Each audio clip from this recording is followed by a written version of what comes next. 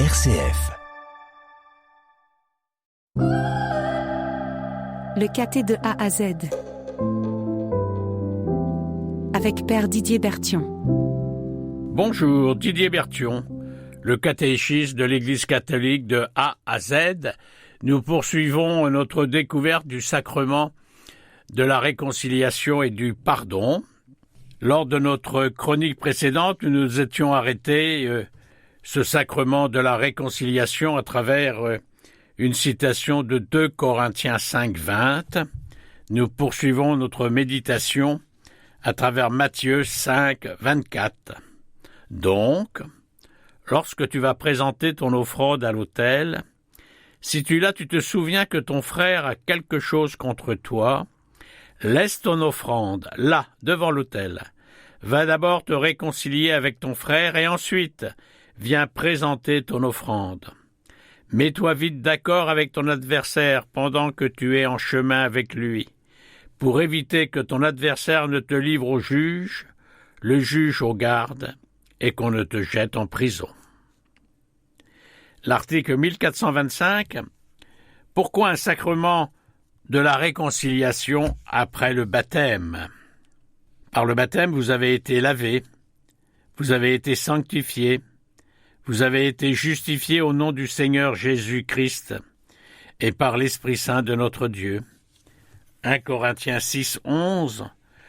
Voilà ce qu'étaient certains d'entre vous, mais vous avez été lavés, vous avez été sanctifiés, vous êtes devenus des justes au nom de Jésus et par l'Esprit de notre Dieu. Il faut se rendre compte de la grandeur du don de Dieu qui nous est fait dans les sacrements de l'initiation chrétienne, pour saisir à quel point le péché est une chose exclue pour celui qui a revêtu le Christ. Galates 3, 27. Car tous, dans le Christ, vous êtes fils de Dieu par la foi. En effet, vous tous que le baptême a unis au Christ, vous avez revêtu le Christ. Il n'y a plus ni juif, ni grec, il n'y a plus ni esclave, ni homme libre. Il n'y a plus l'homme et la femme, car tous, vous ne faites plus qu'un dans le Christ Jésus. Et si vous appartenez au Christ, vous êtes de la descendance d'Abraham, vous êtes héritiers selon la promesse. Mais l'apôtre Jean dit aussi, « Si nous disons que nous sommes sans péché, nous nous abusons nous-mêmes, et la vérité n'est point en nous. » 1 Jean 1, 8. Si nous disons que nous sommes en communion avec lui, alors que nous marchons dans les ténèbres, nous sommes des menteurs. Nous ne faisons pas la vérité. Mais si nous marchons dans la lumière, comme il est lui-même dans la lumière, nous sommes en communion les uns avec les autres. Et le sang de Jésus, son Fils, nous purifie de tout péché. Si nous disons que nous n'avons pas de péché, nous nous égarons nous-mêmes, et la vérité n'est pas en nous. Si nous reconnaissons nos péchés, lui qui est fidèle et juste, va jusqu'à pardonner nos péchés et nous purifier de toute injustice. Si nous disons que nous sommes sans péché, nous faisons de lui un menteur, et sa parole n'est pas en nous. Le Seigneur lui-même nous a enseigné de prier « Pardonne-nous nos offenses ». Luc 11, 4. Seigneur, apprends-nous à prier, comme Jean le Baptiste lui aussi l'a appris à ses disciples.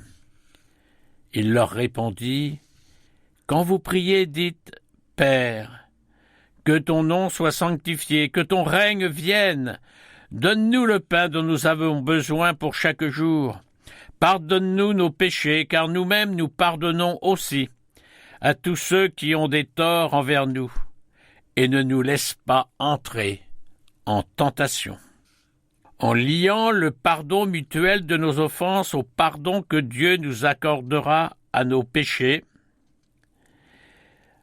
Article 1426. Cependant, la vie nouvelle reçue dans l'initiation chrétienne n'a pas supprimé la fragilité et la faiblesse de la nature humaine. ni l'inclinaison au péché, que la tradition appelle la concupiscence, qui demeure dans les baptisés, pour qu'ils fassent leur preuve dans le combat de la vie chrétienne, aidés par la grâce du Christ. Ce combat est celui de la conversion, en vue de la sainteté et de la vie éternelle, à laquelle le Seigneur ne cesse de nous appeler. Article 1427.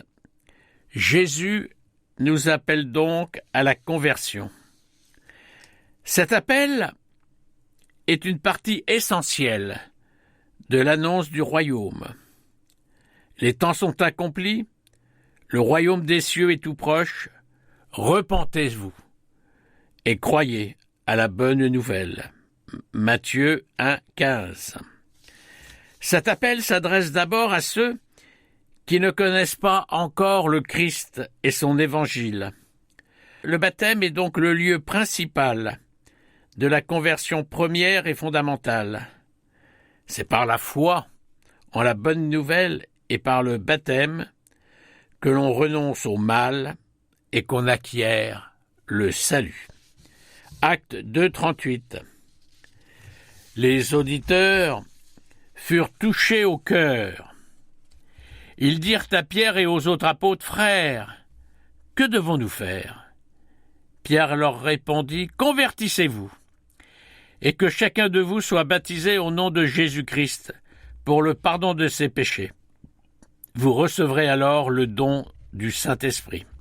Car la promesse est pour vous, pour vos enfants, et pour tous ceux qui sont loin, aussi nombreux que le Seigneur notre Dieu les appellera. » Article 1428. L'appel à la conversion continue à retentir dans la vie des chrétiens, dans notre vie de tous les jours.